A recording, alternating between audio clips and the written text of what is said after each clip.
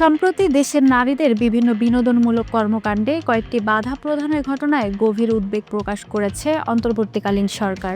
বিশেষ করে মেয়েদের দুটি ফুটবল ম্যাচ পরিচালনার ক্ষেত্রে যারা বাধা প্রদান করেছে তাদের এই কর্মকাণ্ডে নিন্দা জানিয়েছে সরকার। বৃহস্পতিবার অন্তর্বর্তী সরকারের প্রেস উইং বিবৃতিতে একথা জানিয়েছেন। এতে বলা হয়েছে, নারীরা বাংলাদেশের নাগরিক এবং পুরুষদের মতোই সমানভাবে মানবিক ও নাগরিক অধিকার ভোগ করে।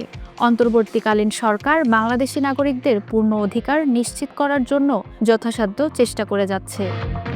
কেউ নারীদের অধিকার লঙ্ঘন করার মতো ঘটনায় সম্পৃক্ত হলে বা এই ধরনের বেআইনি বিধিনিষেধ আরোপের সঙ্গে যুক্ত হলে তিনি বা তারা দেশের প্রচলিত আইনে যথাযথ ব্যবস্থার মধ্যে পড়বেন। অন্তর্বর্তীকালীন সরকার যে কোনো গোষ্ঠীর নাগরিকদের প্রতি বৈষম্য বা নিপীড়নের যে কোনো প্রচেষ্টার বিরুদ্ধে কঠোর ব্যবস্থা নেবে। প্রধান উপদেষ্টার কার্যালয় ইতিমধ্যে দিনাজপুর এবং জয়পুরহাট জেলা প্রশাসনকে স্থগিত ফুটবল ম্যাচ পুনরায় চালু করার জন্য প্রয়োজনীয় পদক্ষেপ নেওয়ার নির্দেশ দিয়েছে।